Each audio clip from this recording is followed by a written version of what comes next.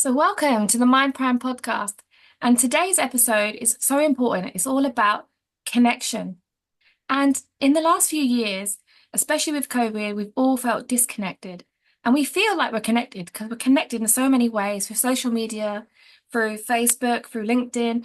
And we actually live in an era now of disconnect. So it's a privilege today to have Chris on. Chris is an amazing human who's bringing humanity together.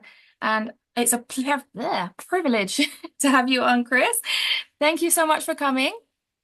No, thank you. I'm just so humbled and honored to be here again, Louise, in this space and place that we call life in and of itself, because the greatest present of all, in and of itself, is that life in and of itself. Because without life, there's no present moment. So we got to take that present for what it is. Oh, I love that. So, Chris, couldn't wait to have you on because I had so many questions for you. So I'd really love to know, and I want the listeners to know really, about really how your journey unfolded from before bringing humanity together to up to today. Yeah. Going back to the start. Let's go way back Yeah. in I guess, the DeLorean and go back 88 miles an hour to go back to the very beginning. Again, I'm not Marty McFly, but I play one when I'm on TV when I sleep at a Hotel 6, but that's a different story. Okay. Uh, but it really starts back again, literally over 15 plus years ago. But even before that, there's literally a story of me, and I'll share that with you with your audience, and I'll send you that story Yeah. so You everyone can can share it read in the it links at the and end. everything. I'll do that. I'll do that too as well. But it came to me, Louise, when people, whether to be a teacher, whether to be my own family, whether to be the people that I'm associating with at school or work or whatever that I may have been, in one way, shape, matter, or form, they've always told me no. Know this, know that. You can't do this. You can't do that. You're not worthy enough. Whatever they say, they just throw everything out there. Literally, they throw it out the kitchen sink too as well. Yep. But when I was told that I was quote unquote with three disabilities, so to speak, I was told that I would never ever be able to speak again because I had a speech impediment far worse than Mel Tillis. Wow. And, You would never and I think was that told, because you don't sound like any speech impediment at all. I know it's just something that I've just really learned how to do, and I'll give you a little Amazing. backstory on that here in a second.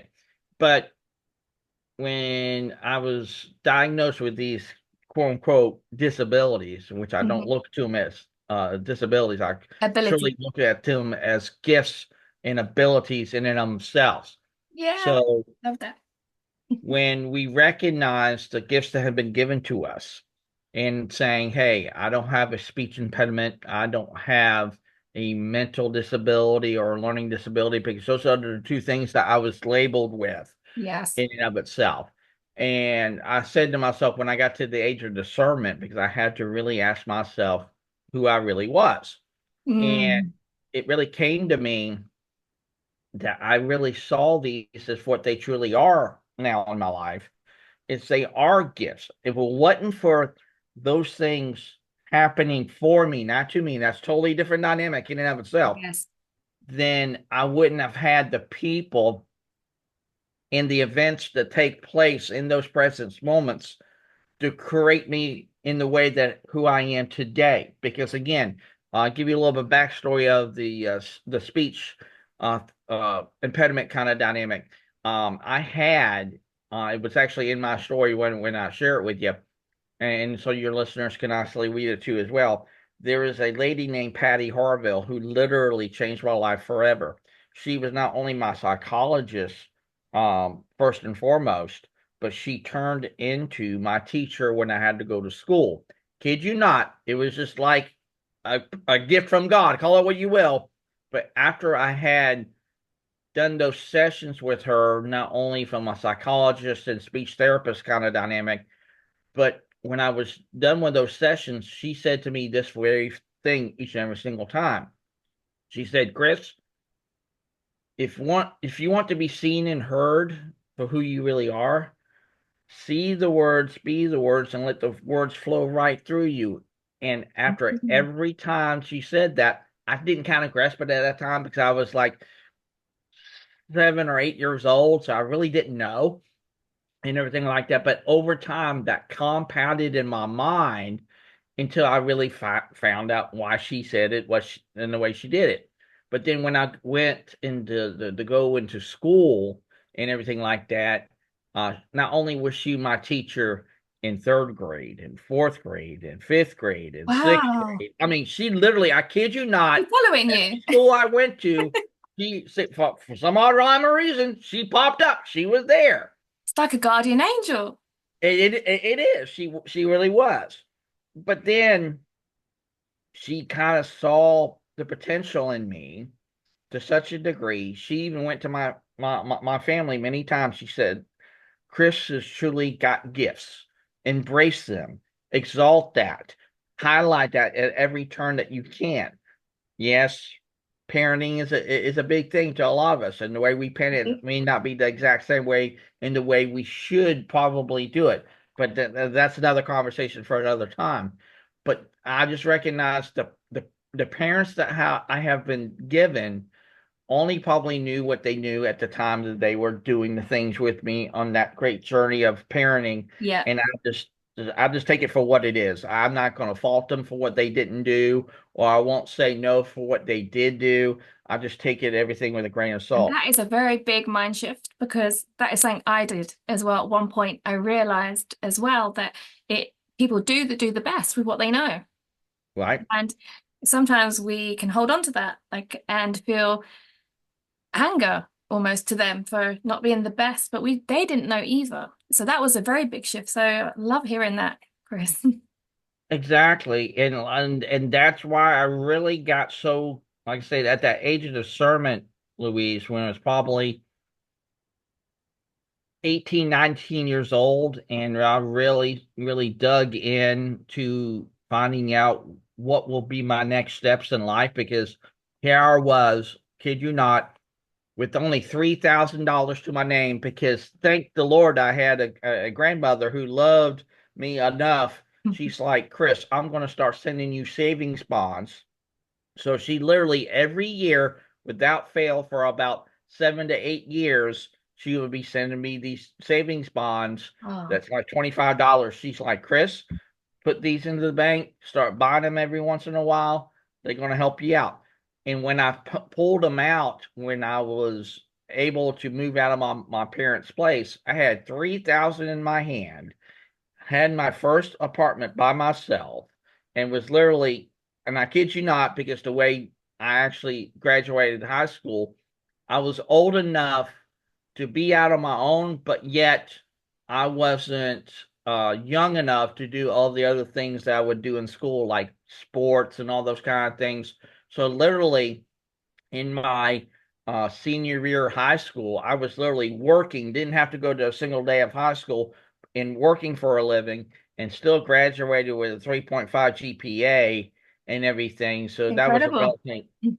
Go ahead. That's incredible that you Yeah, it managed is. to It do is. that. And then, like I said, I still graduated with a 3.5 GPA. And then, like I said, after I graduated, I was still working full time. So I was doing a lot of those things.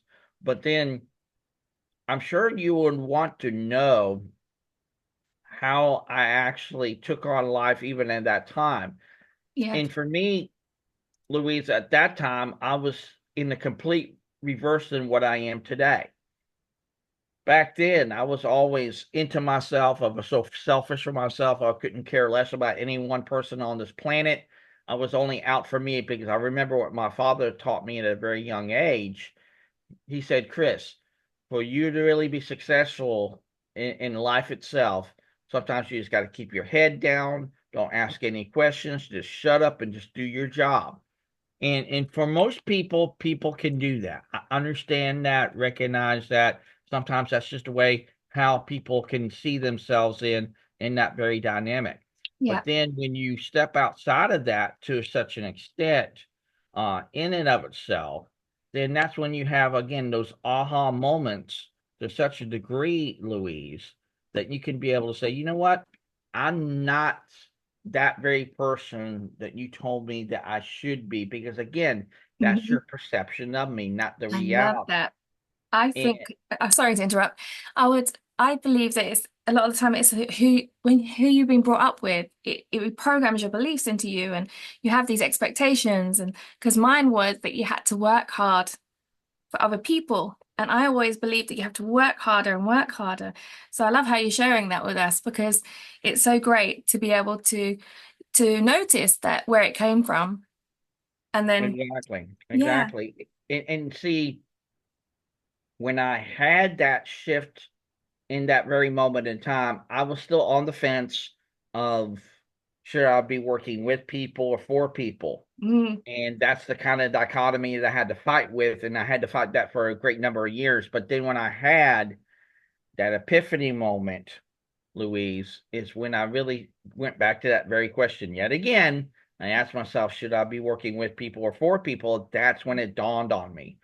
Working with people is completely different than working for, because when you yeah. work for others, you help others get what they want and maybe not necessarily what you want, but that's still not necessarily mean to say that they wouldn't help you in one way, shape, matter, or form. But when you work with people Hmm. and you invest in them and they invest in you, and I've said this many times and I'll say it again to your audience today, the best investment is the human investment, because still to this very day, Louise, we can't put a price tag on that, because we've heard from the status quo mindset that we can't put a price on life. Absolutely, 110%, full No. stop. Understand that. But you know what we can't put a price on too as well? Someone's worth, somebody's work, somebody's blood, sweat, and tears, who goes in early, stays late. And those little things that add up over time from a compound interest kind of dynamic, because they are willing to do what needs to be done. But Hmm. then again, if we don't appreciate that, people are just going to say, hey, I'm only going to be here just long enough to not only do I not get fired, but I still hold on to the very thing that's actually beholding me to stay here, which is probably the very money. So Yeah. when you put that in context to how much value you bestow upon people, because by very nature, we already have value. It's already there. It's already Hmm. an integral part of our life.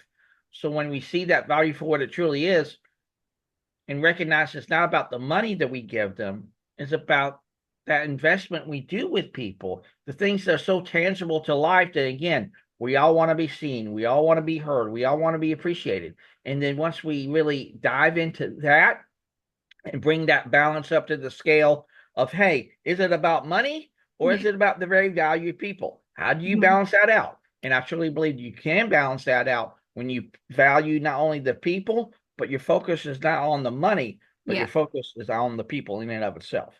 So you know this about me, Chris, that I very much live in that mindset of being of service to others. I believe Mm-hmm. truly that if you serve, you will get back. So I really believe in this as well, which is why when I first met you on the chats previous to this, I loved your bringing humanity together. And I have like so many things I do. Even today, I have a sticky note going on. And today's sticky note that I made was, have I been kind today? Nice. Yes, because sometimes we have to remind ourselves to be of service to others because we are all human. And I think this is what we forget. We're thinking, what we out to get? What can that person do for me? And I have always made the biggest success and the biggest amount of money when I haven't looked at it like that. When I've looked at it Right. as just serving others from the kindness of your heart will always do more for you because people will always remember how you make them feel as well. Exactly. So even when I'm in networking or just meeting someone in general, I do that. Just make people feel nice. It kindness doesn't cost anything, but Correct. you can gain everything from it. Exactly. And it's also when you really think about it, that, and I've said many times when you've been on our Bringing Humanity Together events, Yeah. it's about recognizing that the best expectation to have, Louise, is to not even have one at all. And here's why. Yes. The more that you give, the more that you receive. And again, I have to bring John C. Maxwell into this because he says it so clearly in his great book, The 21 Wonderful Laws of Leadership, Yeah. that there are three people that we have to deal with, whether to be in business or more importantly in life itself. There's the givers, The people who will just give unconditionally, they will Yep. do that. And that's just, again, who they are. The takers, the people who will take all day long because that's just the way that they are. So you can't really change that. Well, you probably could, but there's a way that you can be able to do that though. Yep. But then there's also those people who will give as much as they not only give, but as much as they can take. Hmm. So that's the balance kind of people that you really want to surround yourself with because they just know what really works and sometimes what really doesn't work, not only in their lives, but maybe in the lives of others when they actually see what is there versus what it's not. Yep. So when you kind of recognize that you're dealing with three different kinds of people in your life, you got to understand, well, how am I going to be of service to people who not even may not even be in alignment with me or may not even be in agreement with me, but how can I still be in that place and space with them? And the best way you start by doing that is again by just showing up in and of itself and just start it from there. Yep. I truly believe in that. And you know what I find really interesting is right now, online and in companies, they're broadcasting it now. They're saying, add value, add value. And really, the add value is to just give more Yeah, than you receive. And they've even done like scientific studies on it that when you give, you do get back. So it's right. incredible. My favorite book is like Napoleon Hill's Think and Grow Rich. Yes, Have you read it? And one chapter in that is so much about serving others. And if anyone listening could just change, if they haven't been making money in their business, I would recommend that they change this and just be in it just for the sake of being human. What would you say, right. Chris? Would you say any advice to someone who's in business now, struggling? The best way that you can capture someone's attention in any given moment in time, whether to be in business or not, is these three keywords again from John C. Maxwell: listen, learn, and lead. I Listen, truly learn, believe and read. lead. Lead. Yeah, listen, learn, and lead. Listen, learn, Because and lead. I truly believe, Louise, if we can all become better listeners, then we can all become better learners, and then we can all become better leaders, not only at home, but literally at work in and of itself. And the reason why I say that is because, again, we don't look to people as maybe human beings first and foremost. Yes. We look to them as maybe a means to an end, or name or number, Yeah. or Or the competition, even. uh-huh, absolutely. But then again, when we change our minds and we shift our mind from what we've been told that what we have been doing for eons, oh, this is what this company has done for over 100 years. Yes. That's 100 years ago. Yes. That's not today and everything like that. So for us to have the wherewithal and really be willing to take that first step into a much larger world is maybe recognize the way we start that is, again, number one, like I said, just show up. If you can just be willing to show up, then that's where it all starts. But then number two, be willing not only to listen and to learn, but also maybe choose a little curiosity. And here's why I say that. Ooh, I love If, that. yeah, because if you can choose curiosity over class, Louise, every day in every way, whether you're a leadership position or not, then that will go a long way. Because again, if you reach out with your very humanity every day in every way, and you say, "Hey, Louise, how did your kids' soccer practice went yesterday?" "Oh, Yeah. well, it was really nice. Loved it. He scored two practice goals. It was really gung ho for him. He just loved it." But that's how we really can connect with people on a deep and meaningful human level. Because I understand people's always about probably the processes, the deadlines, and all those kind of things. And that's what even John C. Maxwell says in that same book that I just shared with you just a little bit ago, about the 21 Irrefutable Laws of Leadership, that Yeah. the greatest myth out there, Louise, is we equate leadership and management to be one and the same, but literally in reality, they're two polar opposites. Now, mind you, I do know that there are people out there who's going to say, "Hey, Chris, Yeah. they actually are one and the same." You're right to a degree, absolutely, 100%. But then the question that we got to ask each and every single one of you that brings that to the table is, why do you believe that they are one and the same? Why are they literally rooted in that one kind of dynamic. For me, at least, they can be one and the same. And here's why I'm getting ready to take it to this next level.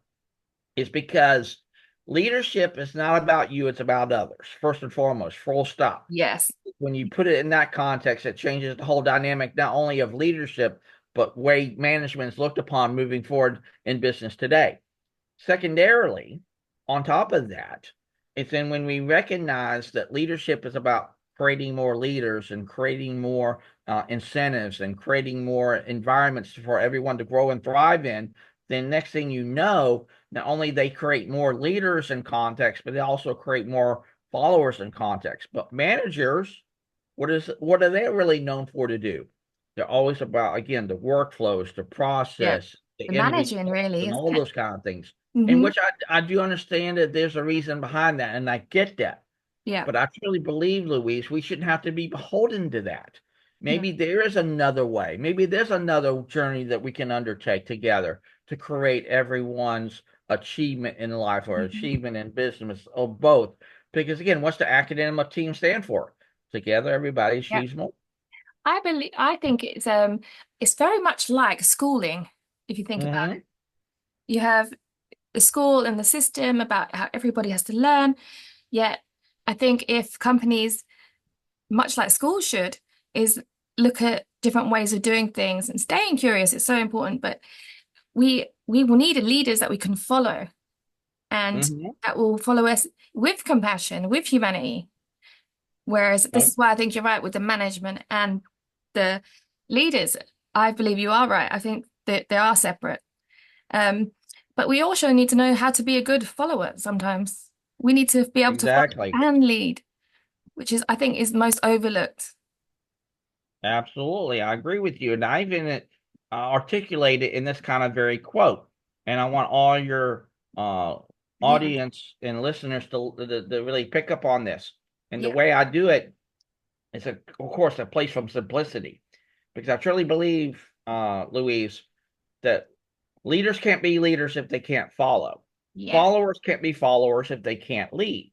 So it's right there in front of us in that very quote. So when we recognize it in that kind of way, then for us to really know that we can be a leader not only of tomorrow, but also be a leader today, we got to recognize how can we follow? Because again, I recognize this too as well, Louise. Yeah.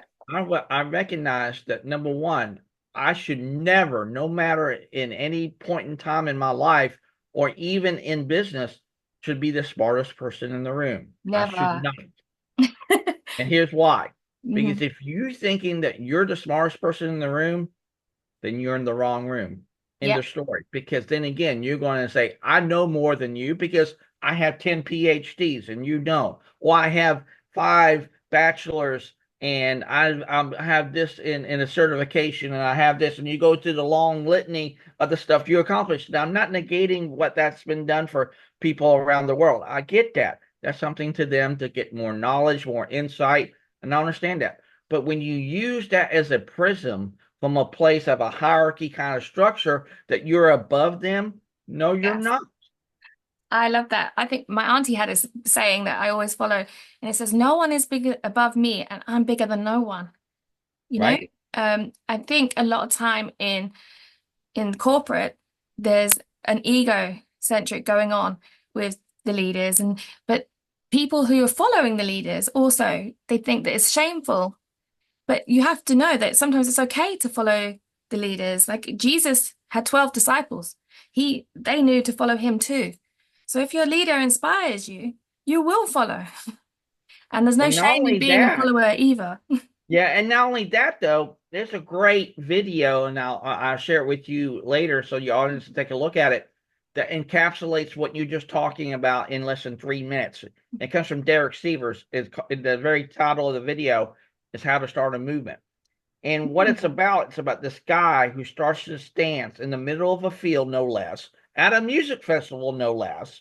So he goes out, the shirtless dancing guy Like a goes all TikTok. wild and crazy, but yet he starts something very, very, maybe at the time small in scope, but turns big in scope because you know why?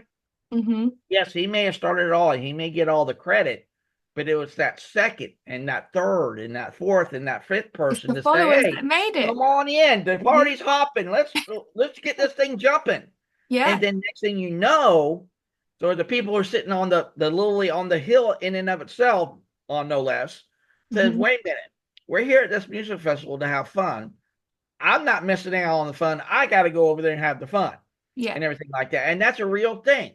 But then again, what Derek Severs did even say in that very video that your audience should pick up on is that he says that leadership is over glorified to a large degree, which I get that. Hmm. But I don't believe it's over glorified by any stretch of the imagination. Here's why. When you see leadership for what it truly can become from a place of a transaction kind of dynamic, and I truly believe a lot of leaders miss out on this, is because they always are relegating themselves to that very transaction. Or like you said, ego. Ego Hmm. gets in the way, Yeah. then it keeps us from not being the full potential person that we can truly become, or even leader. But then again, he even says too as well, is he even said, if you can learn how to follow and teach others how to follow, that's how a movement can really make it happen. Yes. Because then again, the followers will embrace those other people who want to be following Yes. It's, and I everything like think that. it reminds me, sorry, of like Martin Luther King. Mm-hmm. He had the ginormous dream.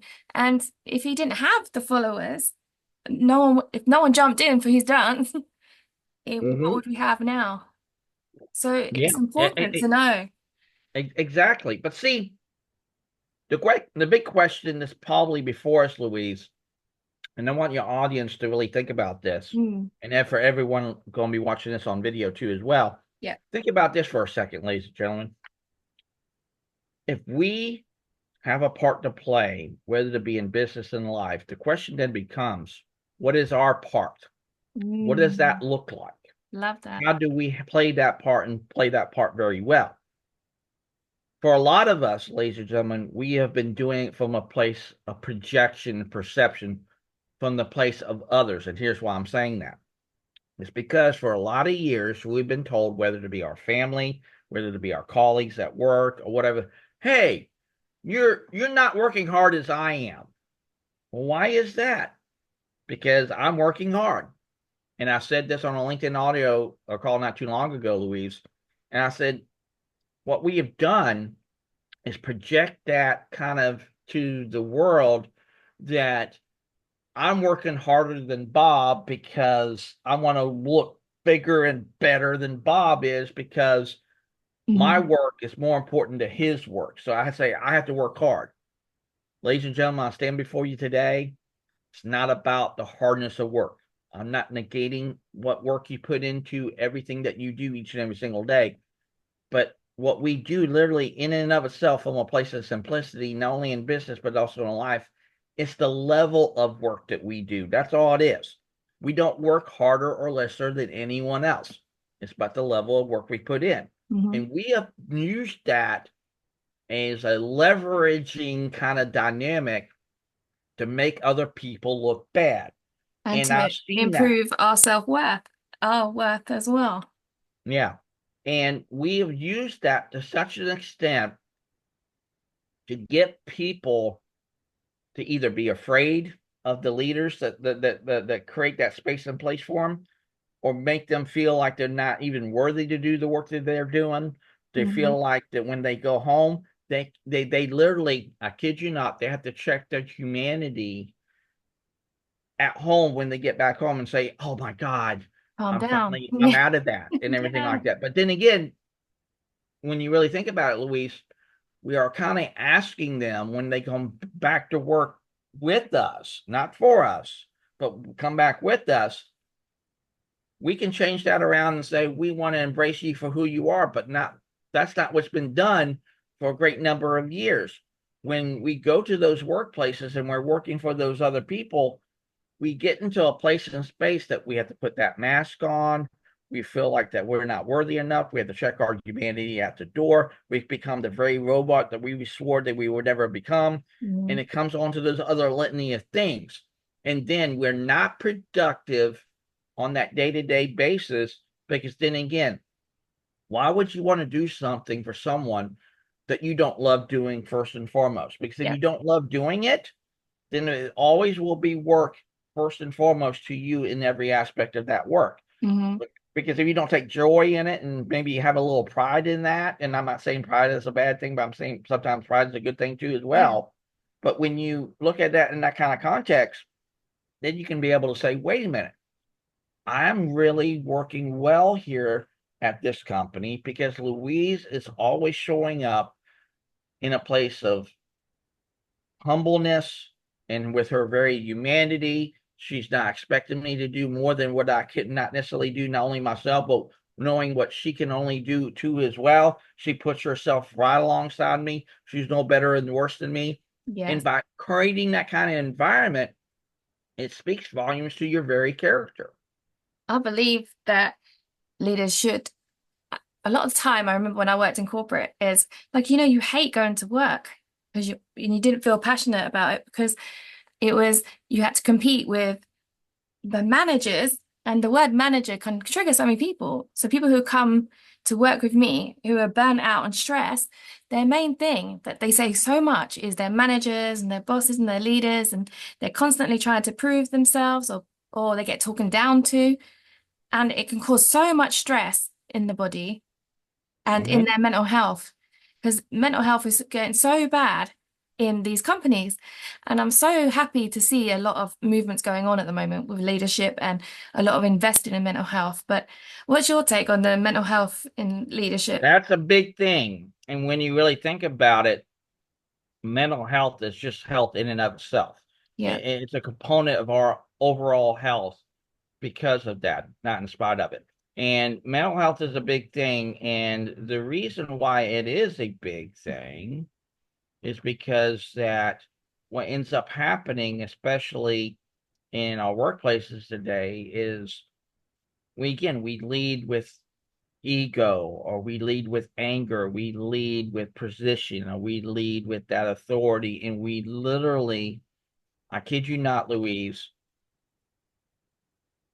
give people a sense of fear or Yeah. sense of angst or whatever that might be. And that is real for a lot. And that's not a perception kind of thing. No, That's the a fear is real. it's a real thing. It is. And for us not even to recognize uh those very things in people in and of itself, what's going to end up happening is they will lose touch of, number one, why are they there? Yes. If they don't even know their why, is like, why am I here at ABC Plumbing Yep. from where I was 5 years ago? If where I was 5 years ago, I won't say it won't be exactly the same, but if that why is still not as strong as it was 5 years ago, you got to kind of ask yourself, why am I here? Why I am I love that letting question. Every few years, you say, why am I here? Am I happy? Right, exactly. And see that why is a big thing. And I'll also bring this into the conversation, and I'll send this Yeah. LinkedIn post to you too as well, and for your listeners and audience to get into it. And it's from Victoria Repa Mm. uh on LinkedIn, and that's one of the LinkedIn audios that we had is about appreciation. But she even says in this, especially when you think about this in a place of mental health too as well, think Mhm. about this. The ultimate productivity hack is make people feel genuinely appreciated, and do it from a place of recognition of their work. Be a leader who values their contributions, Yeah. and a culture that celebrates the wins, big or small. And that Yeah. will go a long way into everyone's mental health, because, again, if you feel like you're needed and you're wanted and you're valued, Yes. that becomes a tangible versus an intangible. Do you know what I love about that is it's about belonging, Mm-hmm. to make people feel like they belong, even in the little tasks they do. And it's quite weird that I'm thinking about this now, but it's even like with the family, with the kids and things, we do stuff like that. We appreciate them throughout, not just when they do the big things, but appreciate them when they do the small things so that they will complete the big things. It's interesting. I It, love it, what you it said. is. It is. Well, but see, again, belonging is a big thing because think about it. Belonging is in concert with connection. Yes, this is And my thing to you. Sorry, I was going to ask you about your belonging because growing up, I know that I felt not belonging at all, and yeah, it affected me for so many years, especially through childhood, and to self-worth. And then if you're not belonging the whole time, you're looking for something outside of yourself to belong. And um, this is why I love what you're doing with the humanity together because we all need to feel, it's a basic human need to feel belonging. And it doesn't mean that you have to belong in your family. You can create your own belonging. You can be in oh something yeah, that brings you belonging. Like if you don't have great family or great friends, make them. If you don't have a great community, like join bringing humanity together and hmm bring this to yourself. So I'd love to hear about what your thoughts are on belonging. Sorry for interrupting. like I said, belonging is interconnected dynamic to connection, and here's why. When we are, like you said, seen, valued, and heard, and that's a Mm. tangible to us versus an intangible, then we don't have to be. And I've seen this play out far too many times that I can possibly fathom the count. But when we look at people at work today, and you've probably seen this play out to yourself, Louise, is you could belong to an organization, but are you truly there? Yes. That's question number one. Mm. Because you can be, again, it's like what my father taught me at a very young age. You can have a body there, Mm. or you could have someone there. Yeah. That's two different things. Pair of hands. Oh. Yeah, yeah, yeah.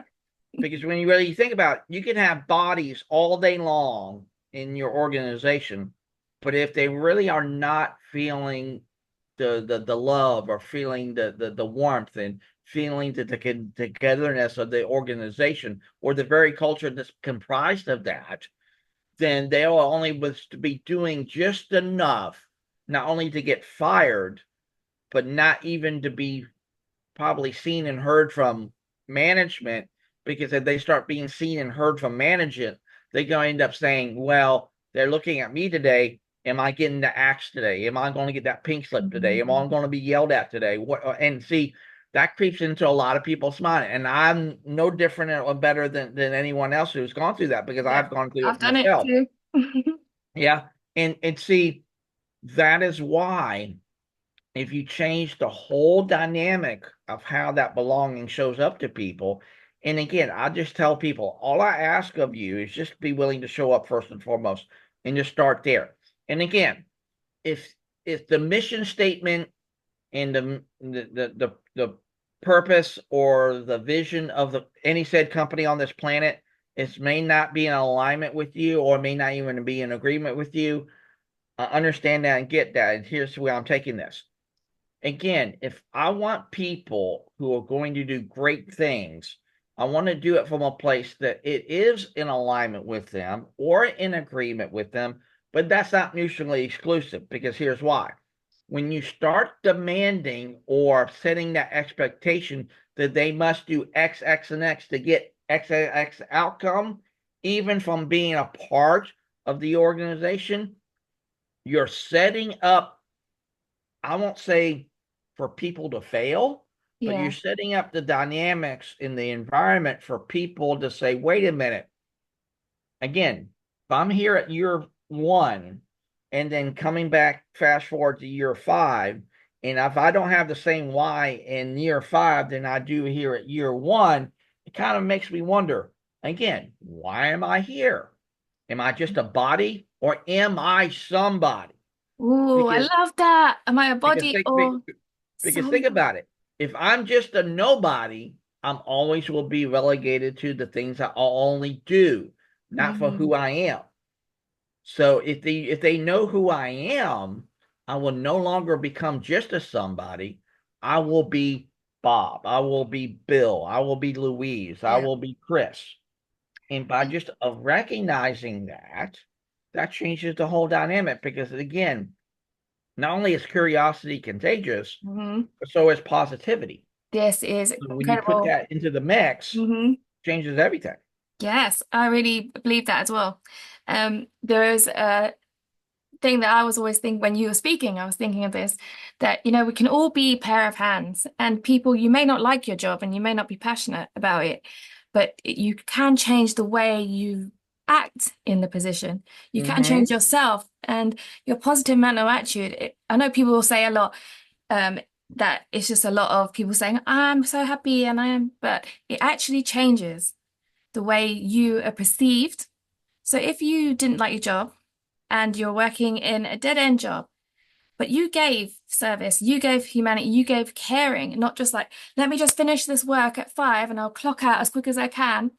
If you came with an attitude of doing more than you're paid for, you will end up being paid more and you will Exactly. be noticed. Exactly. And the way that I actually do that on a day-to-day basis, from a practical standpoint, whether people are going to be paid or even not paid, but I just Mhm. again look to their human value first and foremost, is I give them that sense of belonging by just again seeing what they see or even believe and just take it at face value first and foremost and be very curious about that and choose that curiosity over class first and foremost.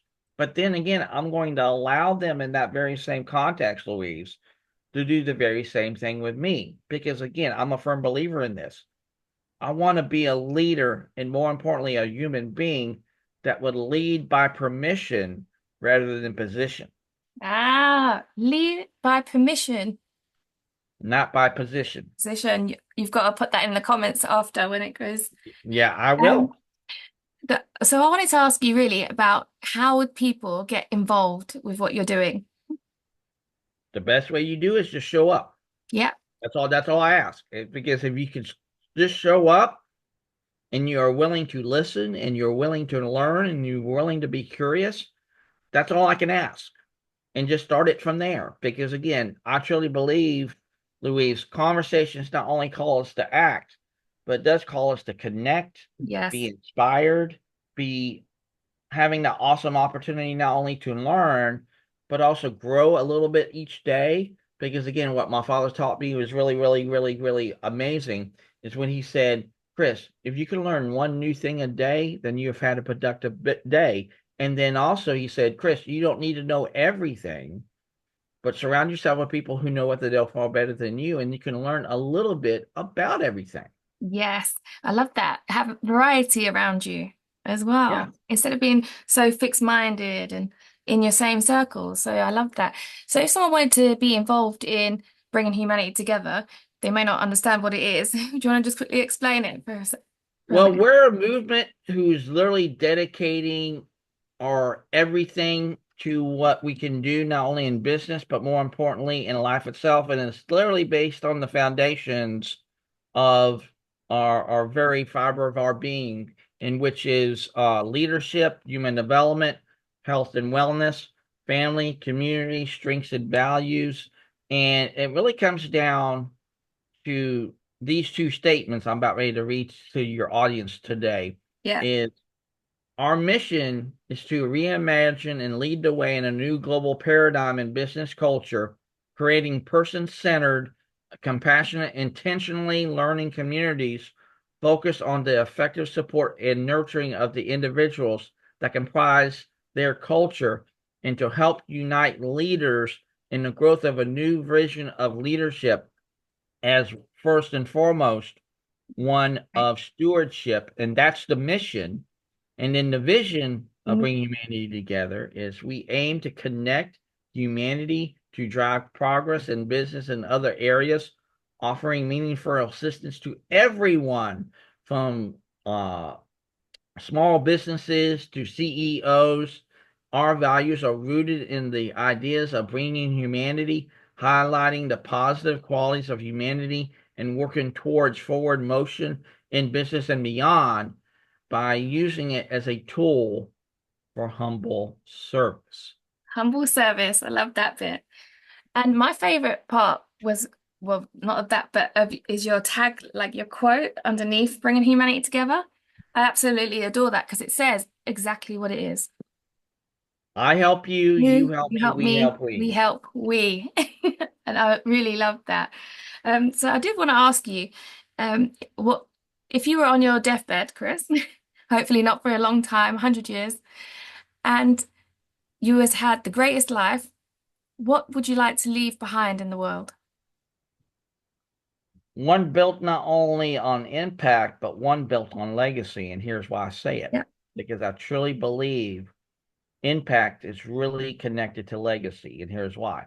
Mm. When we take the time with people to not only invest in them and they invest in us, and we see what they see and we allow them to see what we see, or even believe from both sides of the table, it could really move mountains and move humanity forward like no other time in human history. Because again, it's sometimes the very small things that we do can have the biggest impacts in our lives that didn't have to even cost money at all. Granted, people have been buying Starbucks coffee like nobody's business. That's I me, mean, by the everyone way. does it. Yeah, everyone does it. Hey, I'll pay someone in the back, and they start that chain. You'll see it everywhere. Yep. Paying it forward, paying it backward, paying it everywhere. I love that.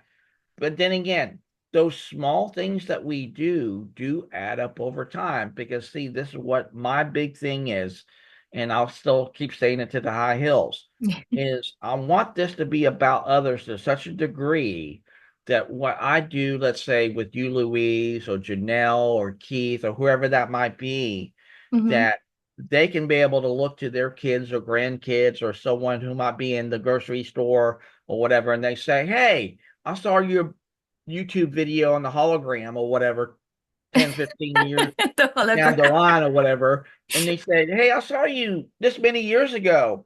What got you involved with bringing humanity together? And Yeah. I kid you not, Louise, I truly believe what's going to end up happening is from their own unique way, is they're going to say, it all started with a conversation. It just Conversation with started with, Chris. yeah, it just started with that. And I truly believe that's going to move mountains, create a lot of impact, create a lot of awareness. Because again, not only do we share what we love, we Mhm. also also share what we don't love or even hate. And Yes. I want to bring that power of positivity and that power of possibility back into humanity in Hmm. such a way that it can capture legacy, vision, momentum, opportunity, thriving, growth, everything in between. And if we just allow it to be, again, going back to the Beatles song, let it be, but also go back to that great song from John Lennon, is what do we dare imagine Imagine. humanity to turn into? Mm. I wish more people would use their imagination to see what kind of movement they could. And where you may feel like you're just one person, but one person has the power to change the world sometimes. And think about it. The power of one is truly powerful because you know what that power of one can truly do Yep. is impact on other people to not only call them to act, but they call other people to Yes. act. Just like on that very video about how to start a movement, when it Hmm. was that second and third and fourth and fifth person to say, the party's hopping, come on in. I mean, That creates, again, when you think about it, when like I say, when your audience watches that video and you see that, you see how that's interconnected not only to legacy, but also vision. yes, Because it's so simply understood. And I truly believe when we bring that simplicity back to business, yes. again, that's going to be a big thing. Because again, I know there's two kind of people that we have to kind of cater to in business and in life. They're the people who simply surprisingly get it each and every single time. And then those people who are dotting the I's, crossing the T's, got to read the Mhm. fine print on everything. Yeah. And but see, how do we do that? How do we bring both sides to the table? We bring those again, like you said earlier about those disciples. From Hmm. when it comes from a place of Jesus, Jesus created that discipleship from a place of translation. Because think about it, everyone has a different language that they understand and know. So when you think of from a high level kind of thinking kind of dynamic, there Yep. are the people who are really up there in scope, and Mhm. then those people who are on this level in scope. So how do you bring those into Yes. equilibrium? You bring those people who can translate it in a way that not only speaks to the people who simply and surprisingly get it, but Hmm. also people who can take that high level of thinking and still bring it down to a place of simplicity, and then they will surprisingly get it simply, and they can see it for what it is versus what it's not. And they don't have those other things that can be a baggage to them, or and literally a distraction or a wall that comes into their lives, because they can see for what it really is. They can say, well, my gosh, I've been missing the boat for a whole many years and everything like that. And I truly believe when you surround yourself with those people who know what they know far better than you, those are going to be the people who will not only be maybe your disciples to a large Yeah. degree, but also they are going to be your kind of translators of what you are all about, who you are, what's the mission, what's the vision. And you can do that. And again, I kind of equate it in this way. I don't care how you start the race. I don't care how you finish the race. I don't even care how you show up. But I do care that you show up, because if you Well, don't show up for you, then how in the hell are you going to be able to show up for somebody else? It's already there. But I just tell people, I just want you to finish this race in the way that works best for you, and hmm you can get, and you can see the opportunities, and you can actually see the things that may be of great significance and impact. But then again, if someone's alongside you that says, hey, Louise, I see you just frozen stiff for a second and you don't know where to go, and I just nudge you and say, hey, Louise, you got this. yeah, And then when you do that in that kind of way and say, hey, you can have this choice here. You can take a left or you can take a right. Now, what you choose to do with it is come upon you to not only honor that choice, but understand if you have to turn right back around and do a pivot, then you can still do that pivot. But then again, it's recognizing what you can do, not what you can't. And yeah. I think for far too long, we've been telling people what they can't do versus what they can actually do. I love that. Do you know what? It sounds very much like s- to me that we actually need people. Mm-hmm. This is but Absolutely. also about what you can't do. I've got a box right near me. I don't think you might not have seen this, but I've got this box and it says, I've got a sticky note on this box, right? And it says, rest in peace. Oh no, you can't see it because of my fancy stuff. You're It good. said, yeah, I've got a sticky note and it says, RIP, I can't. And inside it, I've got other sticky notes that I've written all the things I couldn't do. And I put them to bed. I put them to sleep, like rest in peace. Like I can't public speak. I can't do this. I can't do that. I put everything inside the box and closed it and buried it forever. Because we can do so much more. Human potential is so incredible that the scientists don't even know what we're capable of. And what I love about having you on, Chris, is that you bring humanity together so simply. And it sounds so simple, and you wonder why people haven't been doing it forever. And I can see this movement going really far because so much of the world needs to bring back the humanity in it, especially business and especially just human beings, to remember that we are just all one. You Mm-hmm. are just as human as I am, and I'm not Correct. better than you, and you're not better than me. So before I wanted to go, I wanted to ask you one more thing. Um, if you were going to make a sticky note, Chris, today of this call, what do you think would be on your sticky note? The sticky note would read today, because I've actually been thinking about this lately, and I've said it many times already here, and I'll say it to your audience today, is when hope and faith come knock on your door, are you willing to answer the call? Love that. You definitely need to put that in a post. Yeah, I will. I will. Definitely Because I will. truly believe when that hope and faith does come knock on your door, the question becomes, are you willing to answer that call? Now, mind you, the reason why I say that is there's a caveat to that.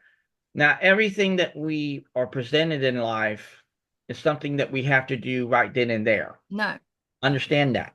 Hmm. But then again, that doesn't necessarily mean to say that it's lost forever. We don't do it. It can always come back around. Yeah, We the just door gotta can have always open faith that it again, will. right? Yeah, yeah. So by just allowing that to be there, then you have that faith that everything happens for a reason, number one. but you again come back to your faith and say, you know what? Life happens for me and not to me because I choose Mhm. it to be. And when you Yeah, have that in your life, it changes everything. I love that life happens for me, not to Yeah. me. I love the door thing, answer the door, because I sometimes think that we can open the door, and even though it might be the wrong door, and we take it anyway, that door may lead to another door, which Right. may lead to another door, another wrong door. But then 4 or 5 doors that were wrong that you're going through, they might actually lead you to the most successful door, and they might have been essential. So sometimes answer the door. Mhm. Um, Chris, it's been a pleasure really to have you on, and I want everyone to connect with Chris, to join in his calls. He's got some fantastic calls on LinkedIn, audio lives. He's got lives, he's got everything. Get on. All you have to do is turn up, is Yep. take the first step, and you see how amazing he is, and which is why I wanted him on. So, any last words, Chris? Not like final words, but like last words for the show. Well, here's my final thoughts in this great and engaging conversation. And first and foremost, Louise, I'm just so humbled and honored not only to be in your life today, but you can be in mine. And you are surrounding myself with people like Jordan and Janelle and so many other great, like Amazing. Ken and that great interview you had with him a couple weeks back too as well. And I can't wait to have a great and engaging conversation with him. But Hmm. you just literally have just taken me for who I am and nothing more, nothing less. And I love that. And I appreciate that. But my final thoughts to everyone today is simply this. If you can just say yes to these things, say yes to life, say yes to opportunity, say yes to listening, not only to yourself, but maybe listen to others, Yes. say yes to uh, understanding, say yes to empathy, say yes to just letting things be, and maybe even say yes to imagination. Because if you can imagine a better world, you are going to be so better in it. Because again, we have been given the gift of dreaming, and Hmm. dreaming is a part of a dynamic of imagination. So, my final thoughts to every one of you today is not only dream big and dream boldly, but also take your dream and maybe have it be seen as an interconnected piece to somebody else's dream, or Oh, yeah. maybe allow their dream to be interconnected to yours. And then once you see that come into your life, that literally will take you to another place in space that will not only give you a sense of belonging, Hmm. but when that hope and faith come knock on your door, that you're willing to answer that call. Oh, I love that. Imagine Yep. Chris Lennon. Yep. I love that. Thank you. Thank you so much. I love all your words of wisdom. And share when it in LinkedIn the comments as well. And I'll put all the links underneath anyway to people who connect with you and connect with Chris. He is amazing. It's been a pleasure to speak to you again. And I'll speak to you very, very soon anyway. All Absolutely. And right. Louise, as always, thank you so much for this opportunity and looking forward to speaking and collaborating with all of you. Please reach out to me. Yes, Our we'll do. website will be in the very post today, too, as well. So Yep. reach out to us there, too. And we'd love to hear from you. You guys have a great day. Make it your day on this Super Saturday. Thank you. Take care. Bye.